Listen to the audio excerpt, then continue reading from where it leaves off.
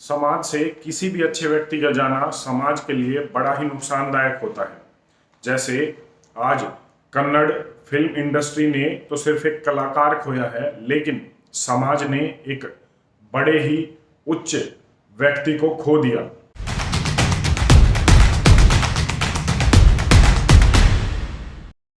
पुनीत राजकुमार जो Kannada film industry के superstar थे, एक अच्छे कलाकार थे, उसके साथ साथ उनके लिए ज्यादा इज्जत तब बढ़ जाती है जब वो एक अच्छे और धार्मिक व्यक्ति थे।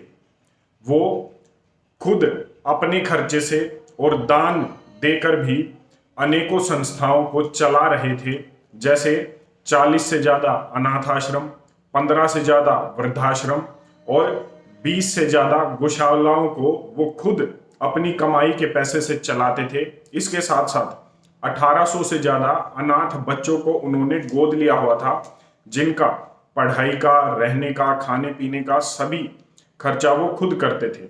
ऐसे व्यक्ति का समाज से जाना हमेशा समाज के लिए एक दुखद और एक ऐसा नुकसान है जो शायद जिसकी भरपाई समाज कभी भर पाएगा। जिम से वर्कआउट करने के बाद जो अभी तक जानकारी मिली है, उससे पता चला है कि जब वो जिम से आए वर्कआउट करने के बाद, तभी से उन्हें चेस्ट पेन हुआ और चेस्ट पेन के बाद जब उन्होंने अपने फैमिली डॉक्टर के क्लिनिक पर ईसीजी कराया तो उनके ईसीजी में हार्ट अटैक की दिक्कत आई। फटाफट उन्हें हॉस्पिटल में रेफर कर दिया गया, जिसके बाद स्थिति और भी गंभीर हो गई और उन्हें बाद में मृत घोषित कर दिया गया। लगातार मैसेजेस और कॉल्स आ रहे हैं, सभी कुछ सवाल पूछ रहे हैं। जैसे एक सवाल बहुत ही ज्यादा पूछा जा रहा है, वो ये कि क्या उन्होंने वैक्सीन ली थी। मैं इस पर 2 राय रखना चाहूंगा, आप अपनी राय कमेंट करके जरूर दें। उनकी ट्विटर आईडी से ये पता लग रहा है कि 7 अप्रैल को उन्होंने पहली डोज वैक्सीन की ली थी। मैं हमेशा ये कहता आया हूं कि हमें शॉर्ट टर्म और लॉन्ग टर्म इफेक्ट जानने के लिए हमें इस पर रिसर्च करनी होगी। जैसे दूसरे देशों में, यूरोपियन यूनियन के देशों में रिसर्च हो रही है और वो पता लगा रहे हैं, इन्फ्लेमेशन ऑफ हार्ट भी आ रहा है कई जगह। लेकिन क्या भारत में भी ऐसा हो रहा है? तो भारत में भी इस पर रिसर्च जरूर होनी चाहिए, लेकिन हम सीधे तौर पर अभी ये नहीं कह सकते कि उनकी मृत्यु इस वजह से हुई है। हार्ट अटैक डॉक्टर्स ने डिक्लेयर किया है कि उनकी मृत्यु इस कारण हुई है, लेकिन उसके पीछे की वजह क्या है सीधे तौर पर नहीं कहा जा सकता, क्योंकि भारत में 30 लाख लोग हर साल हृदयघात, हार्ट अटैक की बीमारी से मर जाते हैं। कार्डियोवास्कुलर डिजीज जो अलग अलग तरह की होती हैं उसकी वजह से मर जाते हैं।